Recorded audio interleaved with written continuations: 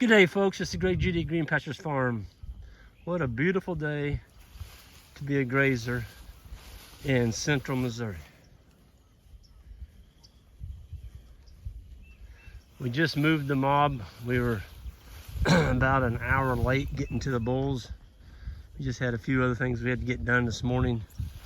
And man, I can't believe this. This is what we call Francis's bottom. This is part of Marshall's, and his daughter inherited this when Marshall passed.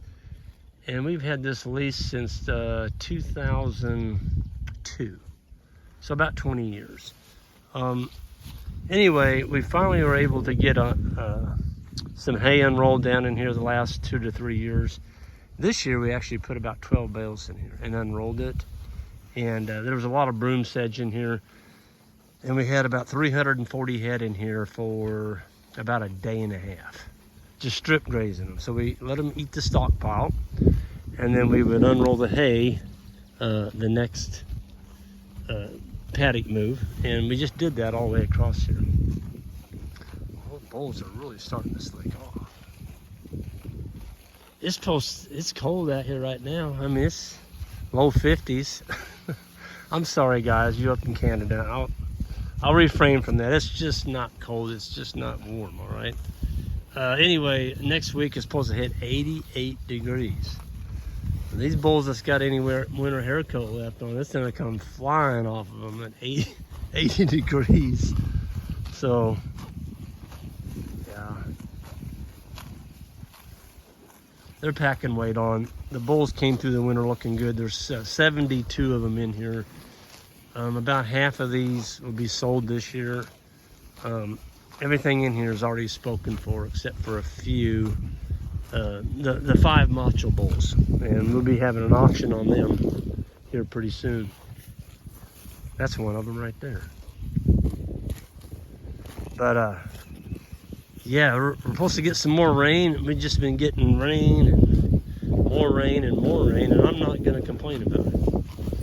I have in the past, and then I get hammered. We don't get any rain, so supposed to rain all day Thursday. This is Wednesday. The grazing school's on Friday, the beginning grazer school, and 40% chance for Friday, and Saturday is supposed to be up in the 70s, and it's just going to be a beautiful day. We got orchard grass right there. There's fescue. There's bluegrass. It's already got a seed head on it. Of course, the white clover and red clover both. And later on, you'll see some Korean. You'll see the Korean Lespedeza in here. Oh, there's a pretty bull. Man, he's slicking off on the neck. He looks really nice.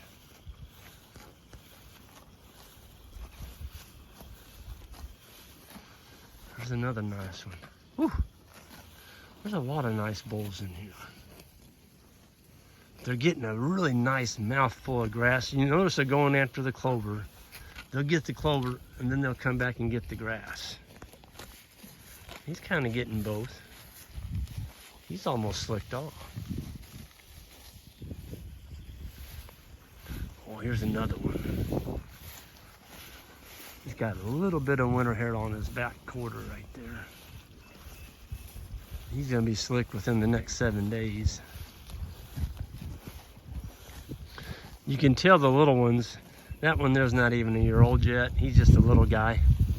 They always slick off later, so it's just the way it is. As they get older, they slick off quicker. Well, that guy there, he's pretty darn slick already. But you can see there's 2 bulls back there that are about 7 months old. We weaned them. We took them out of the cow herd. We just don't want to take a chance. Oh, there's a nice one. He's putting some weight on, getting ready for breeding season. And I can't believe how much orchard grass is down here. Look at this. Folks, we didn't seed this. That had to come from the hay that we unrolled. So not only are you getting fertility when you unroll your hay, you're also getting a lot of natural seeding. You want to call it natural, okay, whatever. I'll get nailed on that probably, but there's seed in the hay. And you're spreading that seed when you unroll the hay. I'll leave it at that. Man, it's all over down here. This is a complete, when we leased this is all fescue. There was no clover in here. I'm sorry, no orchard grass. And there wasn't any clover either. It was just a pure stand of fescue. And it had a lot of that water grass in it, which the cattle don't like. I don't see any water grass. I think this other grass is more competitive and has pushed it out. It's just out-competed it. Yeah. Well, the yearling bulls just, they look pretty scrubby compared to your older guys. Look at the clover. I mean, I'm gonna say it's 40%, 50. Might be a little bit toward the high side that you like, but what are you gonna do?